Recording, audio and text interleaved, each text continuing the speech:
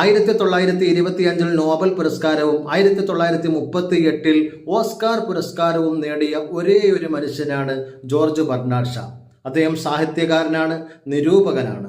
അദ്ദേഹം നമ്മുടെ നേതാവായ സയ്യിദുനാ റസൂലുള്ളാഹി സ്വല്ലല്ലാഹു അലൈഹി വസല്ലമ തങ്ങളെ കുറിച്ച് പരിചയപ്പെടുത്തുന്നത് മാനവ കുലത്തിന്റെ വിമോചകൻ എന്നാണ് മുഹമ്മദിനെ വിളിക്കേണ്ടത്. മുഹമ്മദിനെ പോലുള്ള ഒരാൾ ആധുനിക യുഗത്തിന്റെ ആധിപത്യം കയ്യിലേൽക്കുകയാണെങ്കിൽ ഈ ലോകത്തുള്ള സകല പ്രശ്നങ്ങൾക്കും പരിഹാരമാകും.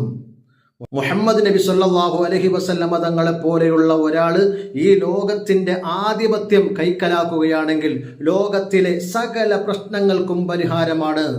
ലോകത്തിലെ സകല പ്രതിസന്ധികളും ദൂരീകരിച്ച് സമാധാനമുള്ള ജീവിതം കൈവരിക്കാൻ മുഹമ്മദിനെ പോലെയുള്ളവരാണ് വേണ്ടത് എന്ന് പറഞ്ഞത് ജോർജ് ബെർണാഡ് ഷായാണ്. നബിയോരെ ഞാൻ പാടി പാടി തളർന്നല്ലോ, കിനാവിലെങ്കിലും ഒന്ന് വരൂ തിങ്കളേ, കുളിരേകൂ തന്നലേ.